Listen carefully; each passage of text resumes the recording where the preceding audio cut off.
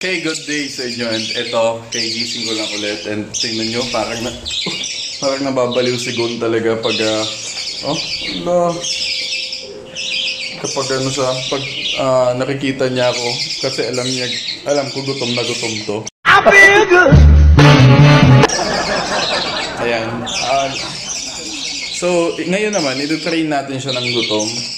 Kasi, usually, tinitrain ko siya ng gutom. Pero yung last video natin is, tinrain ko siya ng busog. Sabi ko, kasi pag, kahit busog kasi, gusto ko, natitrain siya na lumapit sa akin kapag tinatawag siya.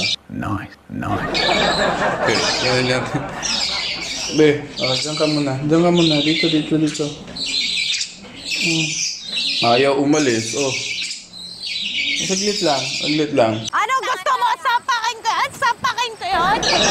Ayan, pag nilapag ko siya dyan, kahit di ko natawagin yan.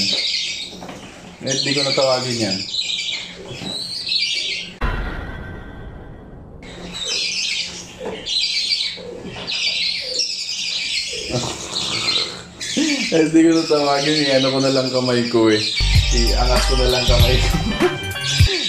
Isa pa, last. Diba? Okay? Good bird ka, ha? Dapat good bird ka lang. Naman, i-try na natin dito. Ito makikita nyo kung paano sumunod si Gon kapag gutom. Okay, nakita nyo na siya nung dun sa court is busog siya. So ngayon naman, kasi kagad yan, kakaripas kagad yan. Gon! Come! Gon! Gon! Come! Good bird! Sa labas naman tayo. Lagay natin siya dito sa labas, tapos papasok tayo sa loob. Ay, saglit, kailangan ko yung pito. Kunin ko lang yung pito para yun yung sundan niyang boses.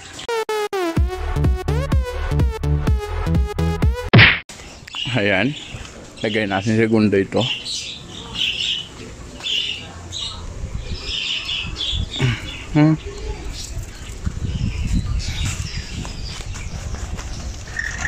Ay, hello.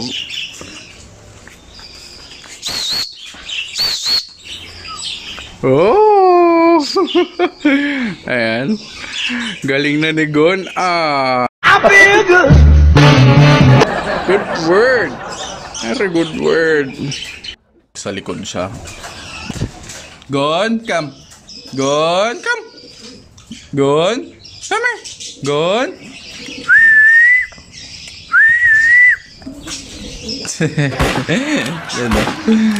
Good bird. Gon.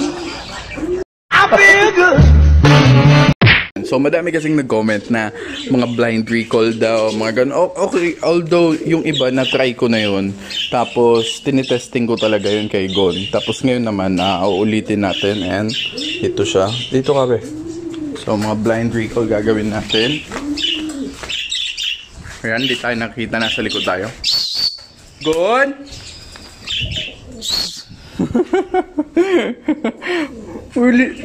Ang bilis mo naman, kung saan ko pa pwede siya. Medyo malayo sana. I think doon. Lagay natin siya doon. So, lagay natin dito. Saan ka?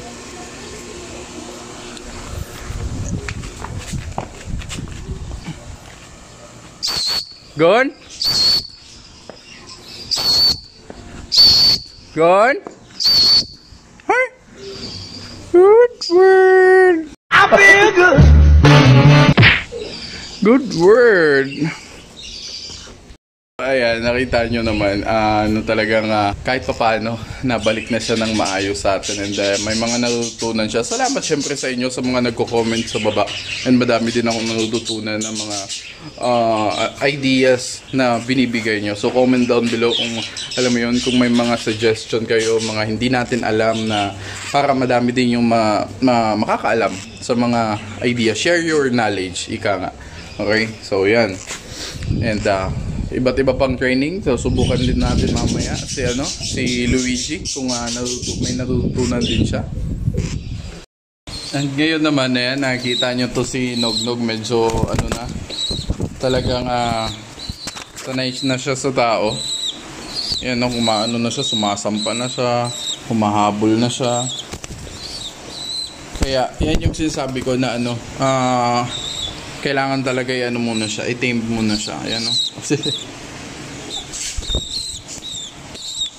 I feel good. Yan, i-update ko kayo about dun sa Molly, sa Gapi na natin. Binili natin ng mga breeder. Ayan, may itlog na kagad. Stop it. Get some help. And napakadami na nila kagad ngayon.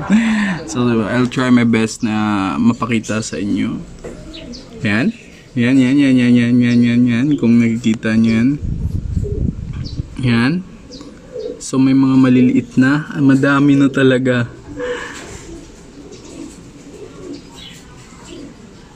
So live foods ang pinapakain ko sa kanya. Kasi mas mabilis daw lumaki yung mga fry kapag mga buhay, yung mga tubiflex, mga kiti-kiti, pwede dito kiti-kiti alam ko So yan, excited ako dito sa natin mga Gapi na lumaki. And yung mga apple snail din, may mga na siya, ayun may mga anak na din siya, ang dami. Yan sa gilid-gilid mga apple snail yan. Ang dami na din kagad. Medyo successful yung mga nangyayari sa atin ngayon. So ayan, abangan nyo sa mga susunod pa, okay? Kasi kukuha din tayo ng mga iba't ibang klaseng breeders. Pero I think hindi na dito, baka sa summer na tayo mag-breed talaga. Kasi dito kasi parang training ground ko lang siya. Tapos kapag nakuha ko na yung kahit papanong knowledge, sa summer na natin i-apply. So doon na tayo mag-breed, mag-aviary. Lahat ng mga gusto nating gawin, doon na natin magagawa. Kasi doon at least wala na tayong renta doon. Tapos yung lugar natin doon is napakaluwag. Dito kasi napaka-limited lahat ng resources natin, lugar. Although andito lahat ng supplies, okay? Nandito lahat yung mga madaming aviary dito. Kung gusto mong kumuha ng mga breeder, nandito talaga. Pero sa summer meron naman, pero pa konti-konti lang. And medyo mataas nga yung market value ng mga ibon doon kasi kulang nga yung nagbe-breed. Pero I'll try my best na talagang ma-set up or magawa natin sa summer, okay? Yung challenge kay Gon, okay? So, blind recall din siya. So, nasa likod siya. Ganun pa din. Pero dito ako magtatago. Imbis na usually pagpunta niya dito, makikita niya kagad ako. So, dito ako nakatayo and titingnan natin kung mahanap niya pa din ako. Okay? Or dun ako. I think dun muna. Okay, try natin dun. Para yung pupuntahan niya is simula dun sa likod. Ayan. Papakita ko sa inyo. Ayan. Ilalagay natin siya dito sa mga labahan namin. Ayan. Simula dyan. And lilipad siya papunta dito. Tapos dito niya ako makikita dapat. Okay? Doon niya ako makikita dapat. So, subukan natin. Okay? Practice to. Practice Gon. Kaya galingan mo. Ayan. Sa baba ka. Saglit yung pito ko.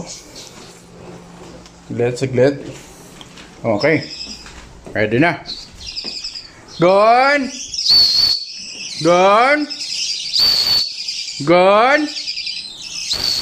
Oh! Dito! I feel good! Hindi siya dumiretso sa atin, pero nakita niyo, naghahanap talaga siya. Okay, isa pa. So, dito naman tayo, okay? Good bird. Okay? Lagyan na ng reward. Ayan. Good.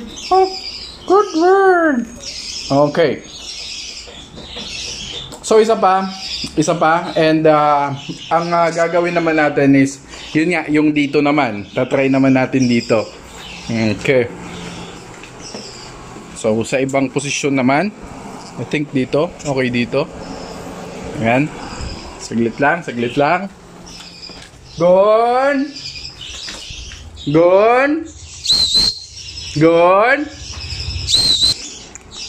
Ay, ayun.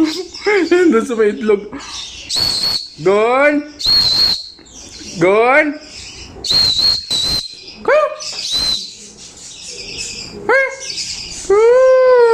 word! So, yun. So, what's up mga kalapatids, mga galamayan? I-update ko lang kayo dun sa superworm na na breed ko. Or, I should say, i-breed ko kasi ginawan, na sila, nag-pupate na sila. So, ayan. Oh. Dead on the spot pa. Namatay pa, sayang. Putik yan. Tingnan natin yung iba.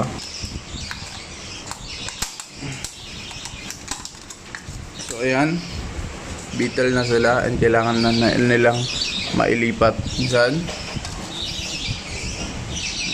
Ayan. So, ayan. Medyo madami yan. Nasa likod pa. So, ayan ang nakikita nyo na nasa labas kami. And eto, banding time na namin ni Gonto. Tapos niya lang kumain. And sinognog naman kasi. Eto yung punto na sinasanay ko na siya na kaya nasa akin siya lagi. Tapos lagi siyang kumakain sa kamay ko.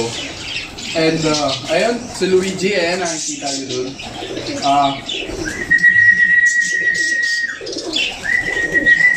Luigi! Luigi! Ayan, pag tinawag natin siya, nalapit na din siya. Ayan, tapos papakainin natin. Basta ganun lang. Kailangan nalaglag sigon, nilaglag, ninog-nog. Go on, come. Ayan, come.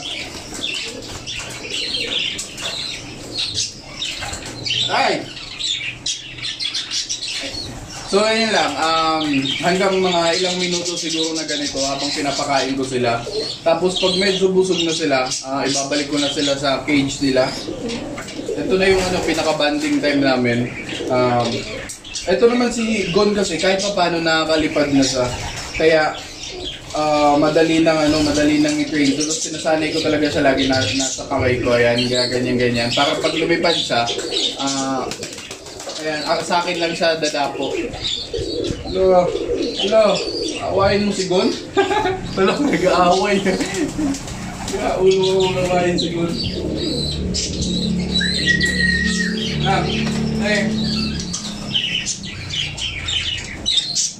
Ayan, so dyan lang sila. Hanggang mapuno tayo ng ipot. Kasi usually talaga ang kalapate, napakadaming umipot. Kaya isa sila sa medyo maduming alagaan. Talagang every time talaga makikita mo punong-puno na yung ipot nila. Kaya nga sabi dun sa mga nagkakalapati talaga, hindi mo siya kailangan pakainin ng madami kasi ang tendency, iipot lang siya ng iipot. So, yan, susubukan ulit natin dito sa labas. Tay ka. Demonyo. Ito na yung mga pa-shoutout nyo and babasahin na natin. Ito, meron tayong dami-daming comments to. Okay? So, sa bagong video, dun lang kayo mag-comment. Kasi dun ako nagbabasa usually ng mga comments nyo. Okay, yan, shoutout kay Emmanuel Saison. Ayan, sabi niya, pa-wash out naman idol. Nice react, road to 100k subs. Sana nga Emmanuel Saison and Lawrence Fajardo, shoutout sa'yo. Kevin Liba. Kevin Liba. Ayan, Ken Yu. And Renz Redwords. Ito pa yung may arpa talaga. Hirap ko pagkigkasin yan. Renz Red Lomosbo. Pa-shoutout kay Boy TV. Dahil palang ibon mo. Pahingi ng lovebirds. Soon mamigay tayo. Soon, okay? And JT Gaming. And Birds Lover Boy. Wow, ang galing idol. Magiging ganyan din po yung sa inyo. Ayan, Camille Free Flight TV. Ayan, may ginagawa akong reaction video kay Camille and kay Paulito Free Flight. Ayan, may tinatapos lang ako. Tapos Julius Eman Regalado, shoutout sa'yo. And Nognog Gamer and Kyle's Vlog. Ayan, maraming salamat sa laging panonood. And ingat kayo lagi. And stay home na muna. Peace! Let's go! Happy keeping, happy hunting.